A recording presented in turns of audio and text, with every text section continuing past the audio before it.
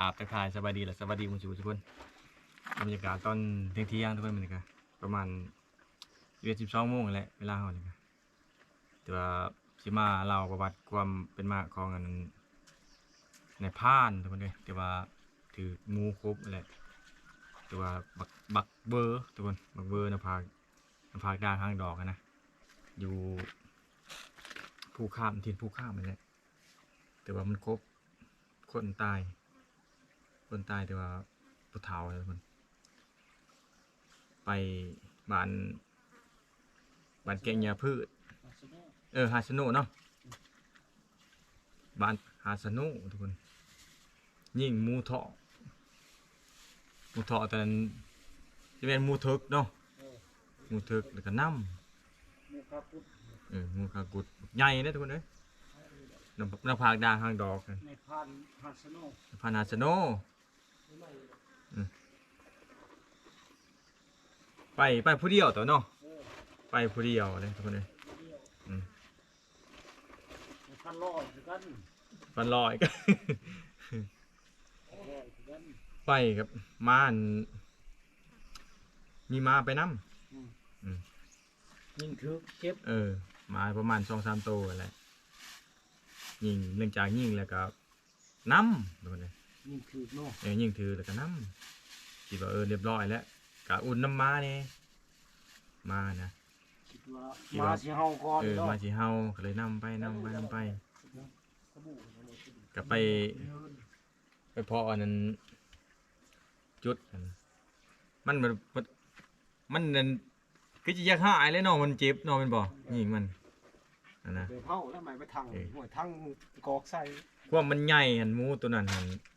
2 เมตรปลายพุ่นแหละมันใหญ่เลยสูงเพียงเอิกพอแล้วเจ้าทินว่าทินซะตัวมันงัวพัดว่ะโอ้ยระดับนั่นพอเลยเว้ยเอาใส่อันนั้นเลื่อนรถไทยหันเกือบเต็มอันนั้นโมเมนต์เต็มมันนั่นเต็มกระบะเนี่ยโมเมนต์เต็มกระบะความยาวเกือบเต็มเพื่อนเกือบเต็มเพื่อนแต่ปิดบ่ได้นะพามัน2 เมตรปลายเพื่อนก็2 เมตรปลายแต่หมูมันหันเจ้าทินคือกันเจ้าทินในภูค่ำมันเขาได้แล้วถือเหวเขาเหวบานตะทานนี่จะทินผู้ข้ามเขตนี้มันกว้างเบิดนะเขตนะผู้ข้ามผู้นั้นยังเกินมาผู้ข้ามแกงยาพืชมันไปเบิดนะเขตนั่นทุกคนมันเที่ยวเบิดเลาะไปมาเบิดฮาสโน่เท่านั้นผ่านแกงยาพืชแล้วก็นำไปกับอาศัยม้าและนำง่อยความไหวของมูนี่จำจรวดตัวเลย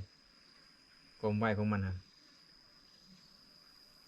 บริท่านมันอยู่บ้านนี้2 คนเลยเนี่ยบอลมันมีปลาทันบอลมันพักเศร้าอะไรกับบอลมันปีนปั่วเกินนะถ้ามันเจ็บแล้วมันเล่นเข้าหันก็คือจบเลยว่ามีไฟการน้ำถ้าน้ำเลยคือมีอาการนะขนาดว่าเขาน้ำห้อยเลือดเทะๆนี่ห่อทันแล้วเลือดกับบลายเบนเลือดหลดเลือดเศร้าหลดมันมีคลองจะคลองมันคือกันเนี่ยสวยจะทินเนาะทิน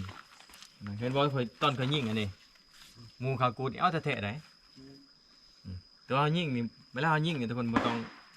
ถ้ามันอยู่เชิงนาเฮานี่มันแลนเชิงนามันต้องยิงกระได้ทุกคนถ้ามันยิงบนจอดนั่นคุ้งเฮาหรือไดว่าจะเป็นสัตว์หน่อยสัตว์ใหญ่โดยเฉพาะเมนโอ้ยเดี๋ยวว่าเขายิงถ้ามันไปอวยทั้งขาเขายิงมันจะโดนไปทางนาเลยอันนี้ตัวเขายิงนี่มันขนาดยิ่งข้างๆนี่มันยังโดดมาใส่เฮาก็กระโดดออกซื่อๆได้เฮาไหวนี่กับโตบอลเฮายืนโลดอันนี้ก็เกือบคือกันเกือบมูคือกันเฮาก็ได้เกือบขาดคือกันเห็นว่าผ่านนั่นในผ่านโอโลโนเนาะโอโลเซตนี่เบิดเลยทุกคนเลยตาครับยังบุญตาบอดนะนี่เบิดตัวนี้แคนนี่เบิดแต่นี่มันครบที่แม่นถือกันเนี่ยแล้วมันฉีดจริงๆแหละฉีดจริงๆแล้วผมถอดออกเนี่ยนั่นนะยิ่งเชิงนานมันแลนเขาไปยิ่งอย่างแล้วแต่ว่าใกล้มันเห็นมันแลนกับมันแลน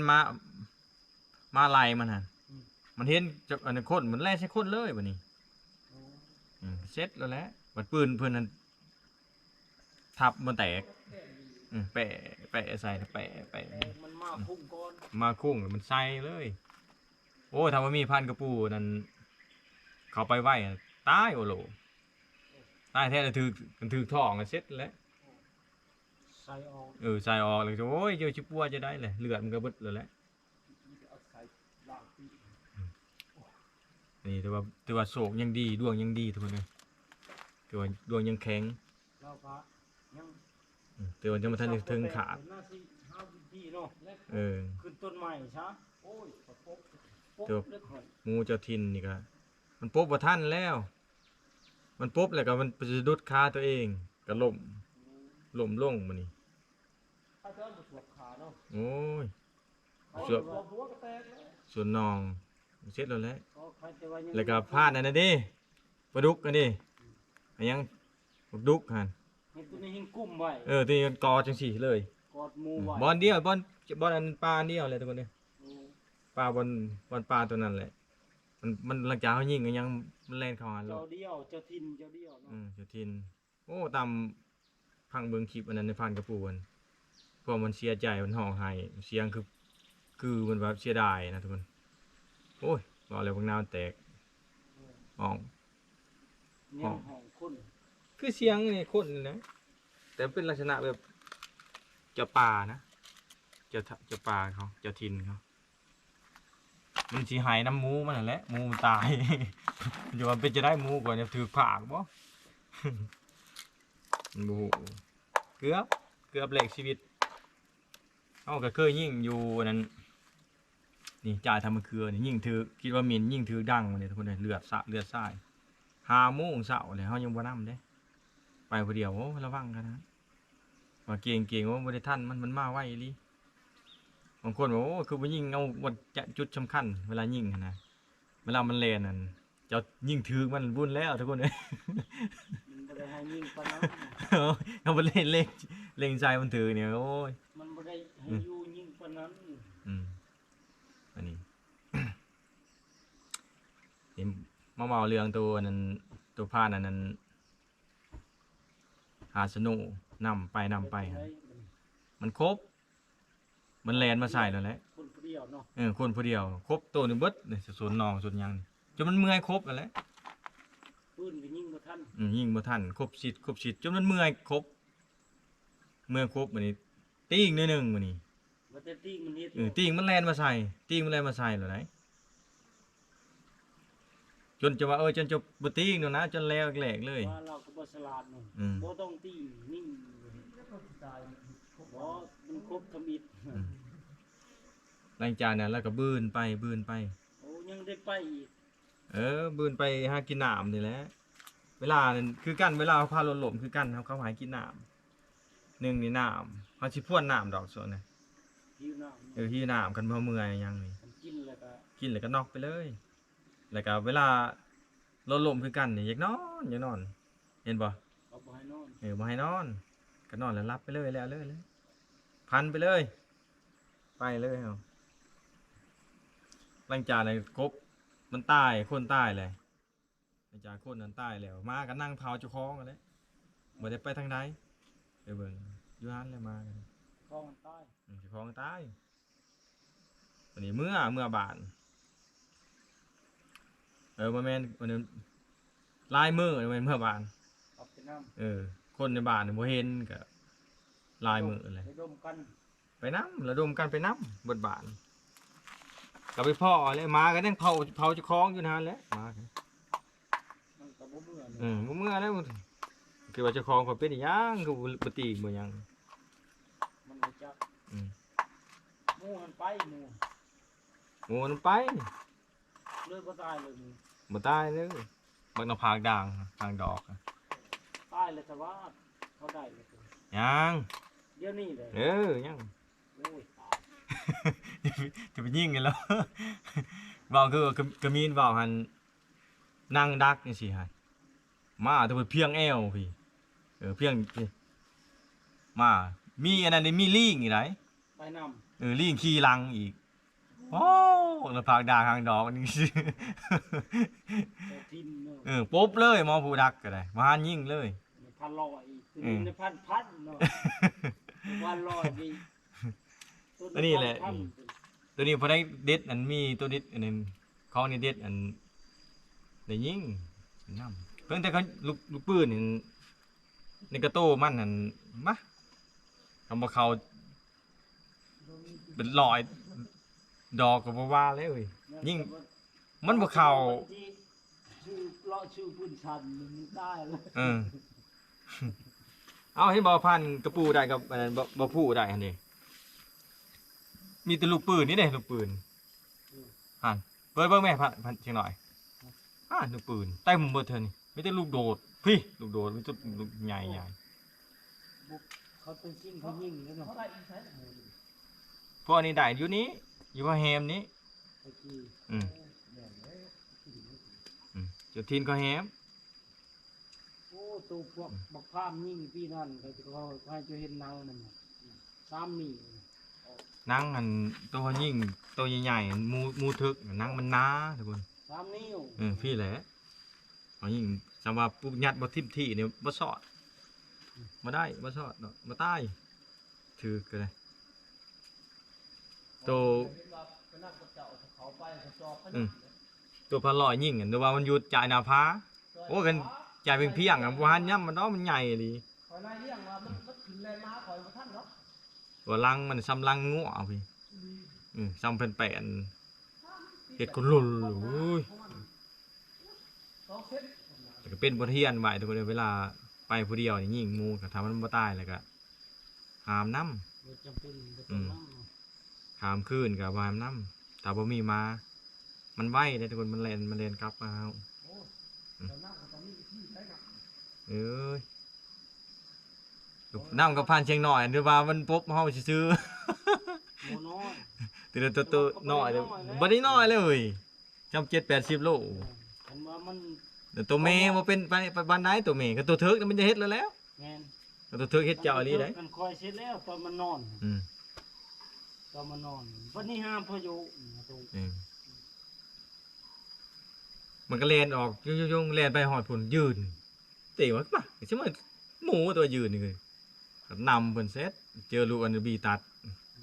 เต่า อืม เสร็จ บีนอนสอดปุดเลย ก็ได้อีกเตือนกับเพิ่น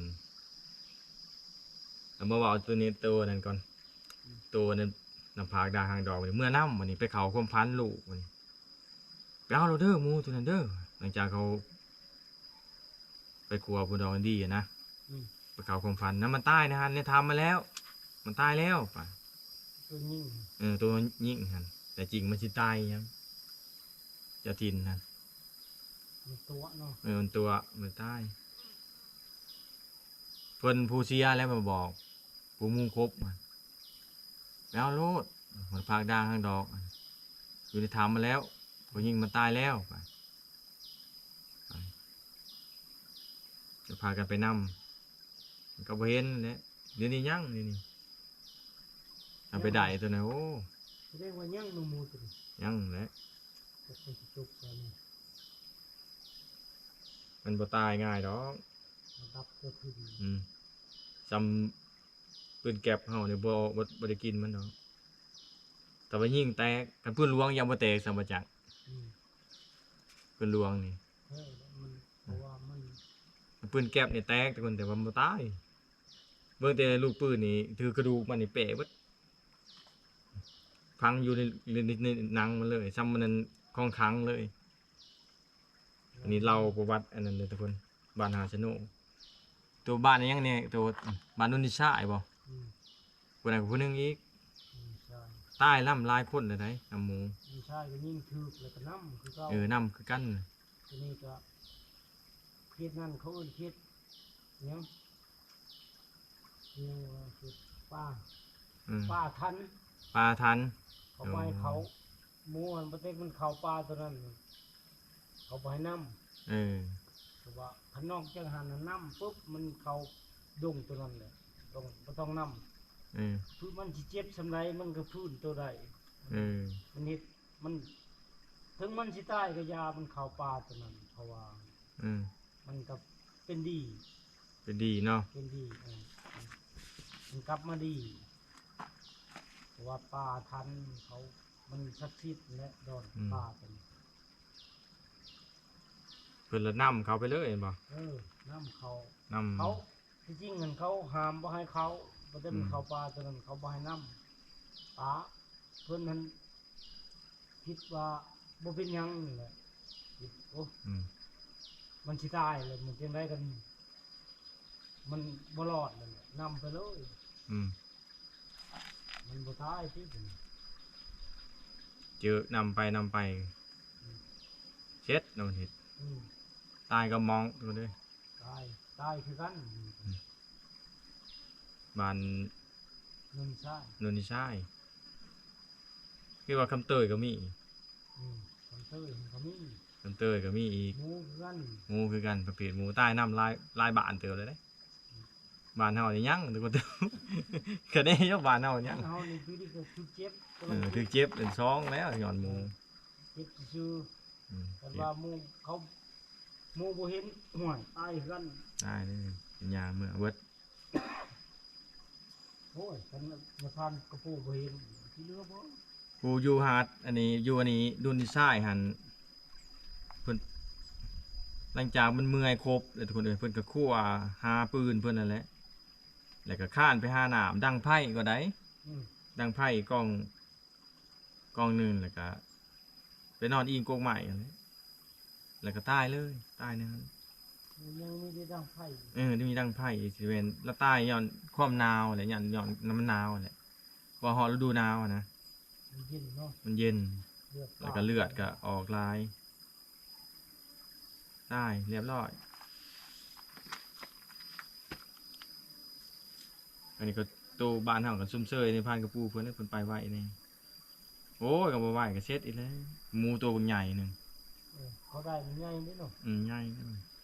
เสร็จ ช่วงจะไปนี่ก็ว่า อยากไล่เลียได้กับพันลอยได้ รับนั่น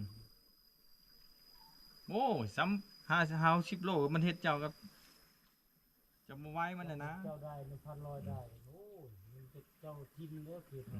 จะทิ้นและแลนหาเพิ่นหันเต็มกลจนบีบหำมันลินนั่นดิ เป็นเตอะปลาใส่กับกัน หำจับใกล้ๆกับหำพันลอยเลยเหลื่อมหมอง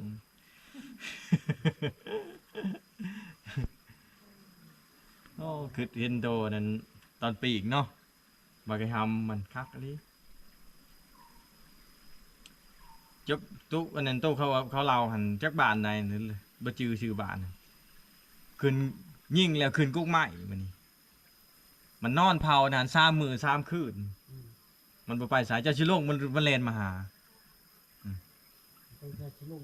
มันชิโลงมันแล่นมาหามันนอนเผา มันเจ็บเด้ยิงมันเจ็บ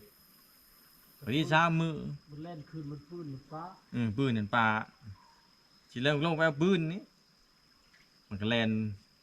กระชาว่าเอาปืนขึ้นไปน้ำเนาะ ม่วนอยู่แล้ว ยันมันบนังนี้ บ่นั่งไปเลยอยู่จัง ยันมันบุทุนนั่ง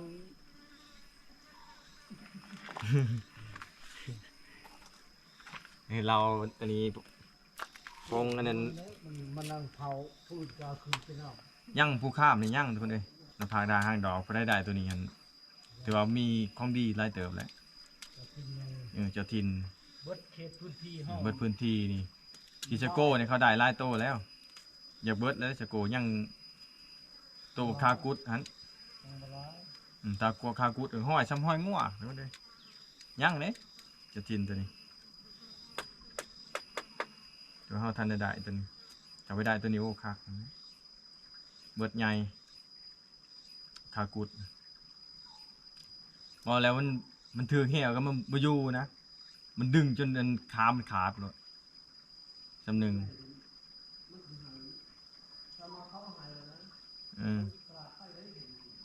มันสนับสนุนนะครับเจ้า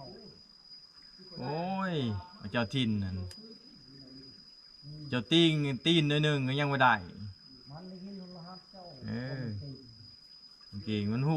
เจ้าอยู่มันไปทางไมว่าเจ้าสิได้ยิงมันเนี่ยบ้า เดินออกมาเอาแต่มันสิไป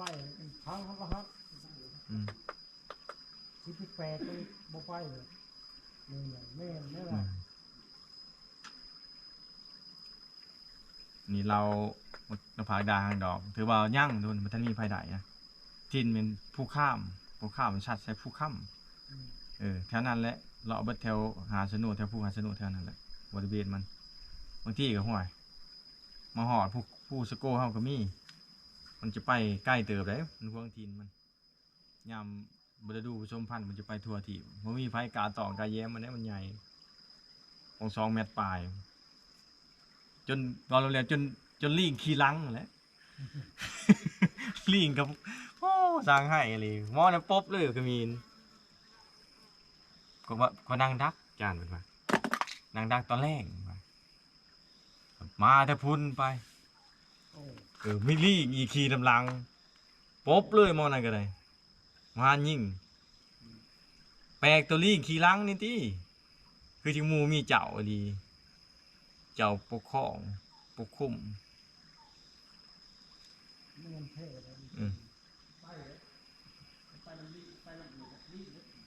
หรือว่าลิงตัวนั้นก็จะได้ขี่จะได้ผู้ได้ว่าลิงที่คาดยาว บ่ ลิงกันยางกันไม่ผู้ได้ที่คาดยาวไปเลย เรื่องไปป่านี่ครับเขาไปเนี่ยเขาหูเลยเขาสีมาหรือประมาณมันมาตองคมพันเขามันปุ๊กเลยแต่ว่ามันยังหายเขาไปสามนี่พอดีแล้วแต่ก็พันแบบเสียผู้สาวมาบอกว่ามากแมนเบิร์ดนี่เงาเลยทุกคนบางทีมันปืนตุกจะทินมันนั่นเขียนมันปุ๊กไปหาโอ้ลงไปยิงก็ได้อยู่หันอยู่นี่มันก็บอกแล้วทุกคนปืนเขาคือกันปุ๊กเข้าเท้ามันสิออกเขาดักนั่นนี่มีนดักงอนปุ๊กขึ้นมาแล้วพจอมันจะมาแล้วอ๋อแล้วตัวนึงบางทีว่าท่านเอาตื่นในหูห้องมันไปเลยตัวหนึ่งตัวที่ช่องเลยพัวพีขึ้นมาลูกยิงเอาแม่เลยตัวนึงเขาเชื่อทุกคนเขาพันนอนเขาพันหลังจากเขาตื่นมากอะนี่แมนเขาจริงเลยเอ้าคลิปนี้ก็ชิบุมีอย่างไรทุกคนเราพอเป็นมาของบักตะพากได้ห้างดอกเลยครับเราเดี๋ยวเขาประสบพอเตละเถื่อนะทุกคนว่าเรื่องมูนี่แต่เป็นไปได้ครับ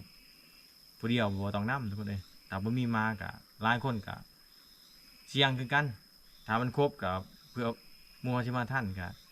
มันก็ได้ครบคือเก่าอันตรายเลยทุกคนทำมันแลนใส่นะคือจบเลยมันไวเดี๋ยวเขานำกับพันเชียงหน่อยกับเสี่ยงแต่นั้นบ่ทันได้ฮู้แค่นี้แต่มันบ่เป็นหยังทุกคนเพิ่นก็บ่เป็นหยังครับบ่เป็นหยังได้หามพี่กับพันลอยนะสุดนั้นเอาจบชำเนียงทุกคนคลิปหน้าว่ากันไหม